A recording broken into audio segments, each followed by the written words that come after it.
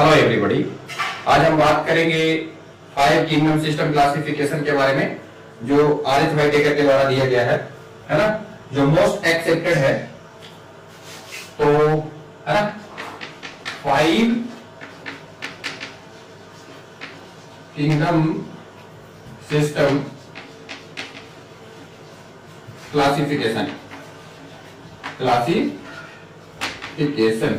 Right, इसके बारे में हम बात करेंगे।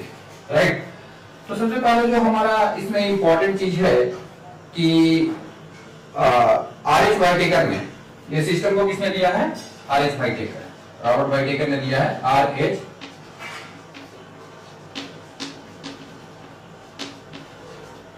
ठीक है, कब दिया गया था? 1969 में। राइट, तो आर.एच. व्हाइटेकर के द्वारा 5 किंगडम सिस्टम क्लासिफिकेशन दिया गया है and this 5 kingdom system classification is most accepted. हमने 2 किंगडम भी पढ़ा प्रीवियस वीडियो में, 3 किंगडम, 4 किंगडम, 5 किंगडम और 6 किंगडम की भी बात किया है, लेकिन हमारा जो 5 किंगडम सिस्टम क्लासिफिकेशन है this is most accepted, that is the point you have to remember. Right, अब हमको क्या करना है बच्चों, एनसीईआरटी में कुछ लिखता है कि आर.एच. व्हाइटेकर ने जो क्राइटेरिया लिया है क्लासिफिकेशन करने का, वो कौन कौन से क्राइटेरिया है मैं लिख दे रहा हूं एज इट इज, जैसा एनसीईआरटी लिखता है अकॉर्डिंग टू। अगर आप एनसीईआरटी ठीक है इसके अकॉर्डिंग चलोगे तो उसमें लिखा गया है कि जो आर.एच. व्हाइटेकर ने क्राइटेरिया लिया है वो कौन कौन सा है। पहला है सेल स्ट्रक्चर राइट, पहला है सेल स्ट्रक्चर, दूसरा है थैलस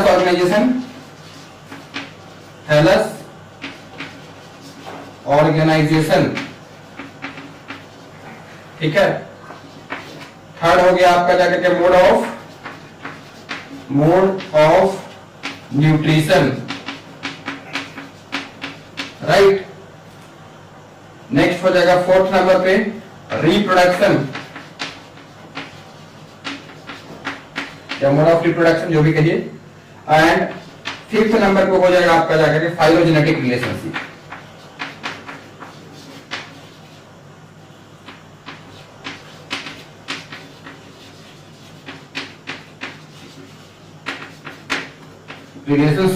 राइट, तो ये क्राइटेरिया हैं जो एनसीईआरटी में एज इट इज लिखा गया है, इसको मैंने लिख दिया।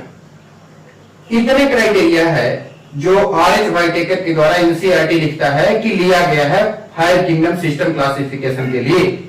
लेकिन दोस्तों अगर आप प्रीवियस ईयर के क्वेश्चन को एनालाइज करोगे, अगर आपके पास 30 ईयर का एमटीजी है, 32 ईयर का एमटीजी है, या अरिहंत का है, या किसी अदर पब्लिकेशन का आपके पास बुक है जिसमें प्रीवियस ईयर क्वेश्चन दिया गया है, तो एक क्वेश्चन है जो 2 बार रिपीटेड है, ठीक है, और उसमें इन चारों में से ऑप्शन दिया है, इन 5 में से 4 ऑप्शन दिए गए हैं, जिसमें एक हमको रिजेक्ट करना है ना।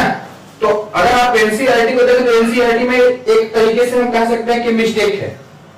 आप हायर की बुक्स पढ़ोगे तो लिखा गया है कि हम बेशक रिप्रोडक्शन के आधार पर क्लासिफिकेशन कर सकते हैं, बट आर.एच. व्हाइटेकर ने इसको कंसीडर नहीं किया है क्लासिफिकेशन के लिए, ठीक है। तो मान लीजिए कि अगर ये 4 ऑप्शन आ गया और पूछ रहा है, आपके क्वेश्चन पूछ रहा है कि which of the following criteria is not taken by या used by, which of the following criteria is not used by R H. Whittaker for their 5 kingdom for its 5 kingdom system classification, तो हम दोस्तों reproduction को टिक लगा देंगे। अब 2 बार question आया हुआ है, आंसर भी देख लीजिए, आपके पास 32 ईयर होगा तो राइट। तो एक तो इंपॉर्टेंट पॉइंट ये हो गया, ठीक है, जो अभी चलेंगे। अब अगर मान लीजिए कि रिप्रोडक्शन को हमको अगर कोई और भी क्राइटेरिया ले लिया, जैसे हमारा फर्स्ट ऑप्शन रिप्रोडक्शन दिया, फिर मोड ऑफ न्यूट्रिशन दे दिया, फिर थैलस ऑर्गेनाइजेशन या सेल स्ट्रक्चर कुछ दे दिया, और एक और ऑप्शन दे दिया कि कॉम्प्लेक्सिटी ऑफ न्यूक्लियस, ऐसा कुछ दे दिया, ठीक है। तो वो तो फिर वैसे कंडीशन में तो हम उसी को लेंगे जो यहाँ पे है, इस लिस्ट में हमने जो लिखा है। इसके अलावा कुछ ले लिया तो उसको आपको कंसीडर करना है, वो वही होगा, ठीक है आंसर। लेकिन अगर इनमें से कोई ऑप्शन अगर कट करना हो तो आपको रिप्रोडक्शन को कट करना पड़ेगा, जो नहीं लिया गया है आरएचबी टेकर के द्वारा। आप आगे जाओगे बीएससी में तो आपको पढ़ने को मिलेगा। राइट, अब हम चलते हैं कि दूसरा सवाल जो आपके नीट के एग्जाम के लिए इंपॉर्टेंट होता है वो ये पूछा जाता है कि मोस्ट इंपॉर्टेंट क्राइटेरिया, है ना। तो आपको बताना चाहते हैं कि मोस्ट इंपॉर्टेंट कौन है। मोस्ट इंपॉर्टेंट जो क्राइटेरिया है वो मोड ऑफ न्यूट्रिशन है। Mode of nutrition is the most important criteria, ठीक है, used by the R H. Whittaker. R H. Whittaker के द्वारा जो सबसे इंपॉर्टेंट क्राइटेरिया यूज किया गया वो मोड ऑफ न्यूट्रिशन है, ठीक है। और ऐसे भी आप mode of nutrition he main criteria होता है क्लासिफिकेशन का। इसके आधार पर हम एक फाइलोजेनेटिक लाइन भी ड्रॉ करते हैं, तो उसमें भी बहुत सारे क्वेश्चन बन सकते हैं, आपको हम दिखाते हैं। तो दो बातें तो आपको यहां से क्वेश्चन बन सकता है बहुत इंपॉर्टेंट, सबसे ज्यादा इंपॉर्टेंट कौन है और कौन नहीं लिया गया था। अब आप एनसीईआरटी को देखो तो रिप्रोडक्शन तो लिया गया, तो फिर वैसे केस में कंफ्यूजन हो, इसलिए मैं पहले इस बात को बोल चुका हूं, ठीक है। अब मैं एक लाइन बनाता हूं जिसको हम लोग बोलते हैं लाइन ऑफ इवोल्यूशन। राइट, इसको हम लोग बोलते हैं लाइन ऑफ इवोल्यूशन। तो आपको पता है सबसे पहले जो है वो प्रोकैरियोटिक ऑर्गेनिज्म आया है ना, प्रोकैरियोट्स, है ना। तो प्रोकैरियोट्स में सबसे पहले कौन प्रोकैरियोट्स, है ना। तो प्रोकैरियोट्स में सबसे पहला जो प्रोकैरियोट्स है that is called the Monera. Prokaryotes को हम लोग क्या बोलते हैं, मोनेरा। तो मोनेरा जो है वो primitive life form on the earth. इस दुनिया में सबसे पहले लिविंग ऑर्गेनिज्म के रूप में मोनेरा यानी बैक्टीरिया आया है। राइट, इस मोनेरा से क्या इवॉल्व हुआ, प्रोटिस्टा, ठीक है। इस मोनेरा से क्या इवॉल्व हो गया, प्रोटिस्टा। अब प्रोटिस्टा से अगर हम दो ब्रांच करें, ठीक है, एक ब्रांच हमने इधर कर दिया प्लांटी, दूसरा ब्रांच जो है यहां से और दो ब्रांचेज निकाल दिया। एक में हमने लिखा फंजाई और एनिमेलिया, एनिमालिया लिखते हैं, एनिमेलिया पढ़ते हैं, ठीक है। तो ये आपका लाइन ऑफ इवोल्यूशन हो गया। इस तरीके से आप देखोगे तो आपको डायग्राम ऐसा कुछ आपको दिखाई देगा, ऐसा कुछ दिखाई देगा डायग्राम। ये लाइन ऑफ इवोल्यूशन है। इसमें मोनेरा और प्रोटिस्टा यूनिसेलुलर होते हैं और बाकी जो तीन बचा वो मल्टीसेलुलर हो गए। राइट, ये हो गया यूनिसेलुलर और ये भी हो गए, दोनों हो गए यूनिसेलुलर। यहां से यहां तक आप क्या बोलोगे, unicellular, and the remaining three are multicellular. जो तीन किंगडम बचा वो क्या है, multicellular, multicellular. Right, multicellular. Clear. Monera जो है वो प्रोकैरियोट होता है एंड जो रिमेनिंग फोर किंगडम बच गया वो क्या हो गया, यूकैरियोट्स।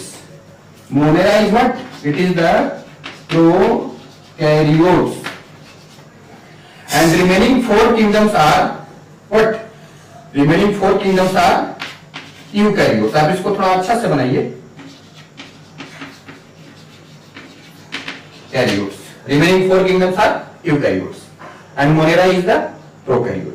राइट, ये तो बेसिक इंफॉर्मेशन। अब हमें सवाल क्या बन सकता है, क्या फॉर्मेट किया जा सकता है। देखो मोनेरा का मतलब सोल मेंबर क्या है, बैक्टीरिया।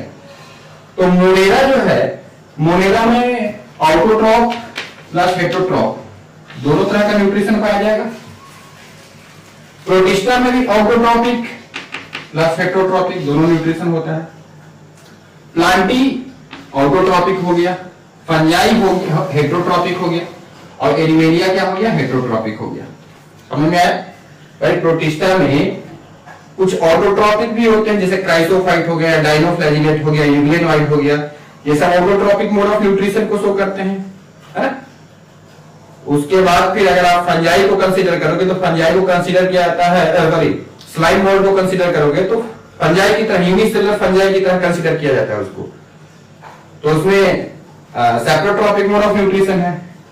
फिर इसमें प्रोटोजोआ हो गया, वो यूनिसेलुलर एनिमल लाइक कंसीडर किया जाता है, तो वो हेटेरोट्रॉफ हो गया, पैरासाइट की तरह काम करता है मोस्टली, है ना। तो डिफरेंट टाइप है, इसके बारे में तो हम डिटेल से बात करने वाले ही हैं आगे। मोनेरा में मोस्टली बैक्टीरिया हेटेरोट्रॉफ होते हैं, लेकिन कुछ बैक्टीरिया ऐसे होते हैं जो फोटोसिंथेटिक होते हैं, जैसे पर्पल सल्फर बैक्टीरिया हो गया, ग्रीन सल्फर बैक्टीरिया हो गया, कुछ कीमोसिंथेटिक बैक्टीरिया भी होते हैं, ठीक है, नाइट्रोजन फिक्सिंग बैक्टीरिया वगैरह जो है ना। तो कई सारे बैक्टीरिया है नाइट्रोजन को नाइट्रिफिकेशन वगैरह में इन्वॉल्व होने वाले बैक्टीरिया है जो कीमोसिंथेसिस का काम करते हैं, कुछ फोटोसिंथेसिस करते हैं, फोटो ऑटोट्रॉफ का काम करते हैं। तो autotrophic plus heterotrophic, majorly heterotrophic होते हैं, कुछ डिकम्पोजर भी होते हैं। तो हर तरह का न्यूट्रिशन यहाँ पे मिलेगा, ऑटोट्रॉपिक प्लस हेटेरोट्रॉपिक, यहाँ भी ऑटोट्रॉपिक प्लस हेटेरोट्रॉपिक। और ये तीन किंगडम ऐसे हैं, यानी जो मल्टीसेलुलर वाला जो कैटेगरी है वो या तो हेटेरोट्रॉपिक होगा या तो ऑटोट्रॉपिक होगा, ठीक है। अब एग्जामिनर आपसे क्वेश्चन क्या पूछ सकता है, जरा ध्यान दें।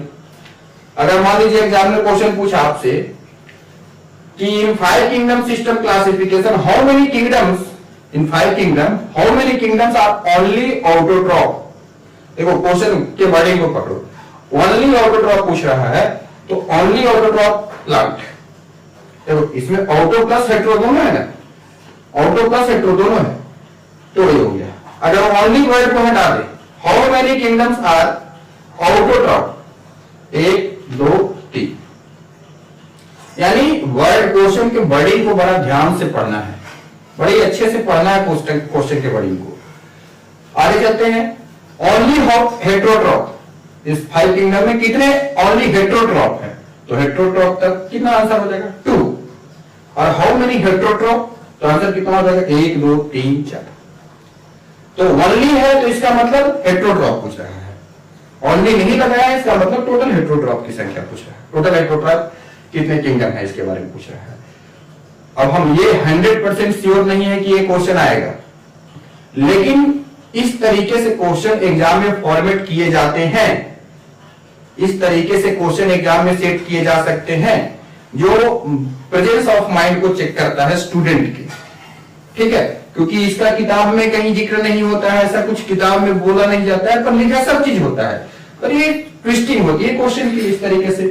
तो एक बार फिर से आप समझिए, हमने बोला कि 5 किंगडम सिस्टम क्लासिफिकेशन जिसके बारे में हम बात कर रहे हैं, this was given by R.H. Whittaker, this was given by R.H. Whittaker in 1969।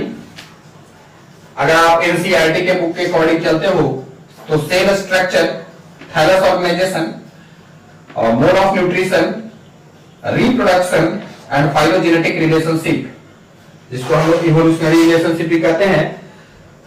So these 5 important criteria considered या used by the R.H. Whittaker for 5 kingdom system classification, right? Among these, if we will eliminate, if we want to eliminate the option, our option is reproduction। अगर हम eliminate करना चाहते हैं कि नहीं कौन लिया गया है, तो आंसर हो जाएगा reproduction. But according to NCERT काम करोगे तो सब लिखा गया है ना, लेकिन क्वेश्चन के हिसाब से हम आपको दिखा है। फिर आपने बोला mode of nutrition is the most important criteria, mode of nutrition is the most important criteria. देखो मोड ऑफ न्यूट्रिशन के आधार पर ही तो क्लासिफिकेशन किया गया है, ऑटोट्रॉपिक है कि हेटेरोट्रॉपिक है, यही तो मोड ऑफ न्यूट्रिशन होता है ना। तो मोड ऑफ न्यूट्रिशन में आपको ओनली ऑटोट्रॉप ओनली हेटेरोट्रॉप का कांसेप्ट हमने बता दिया। सबसे पहले जो आया अर्थ पे वो मोनेरा, उससे इवॉल्व हुआ प्रोटिस्टा, प्रोटिस्टा से एनिमेलिया और फंजाई एंड प्लांटी। अब एक चीज और समझो, एक चीज और इसमें सवाल बनेगा।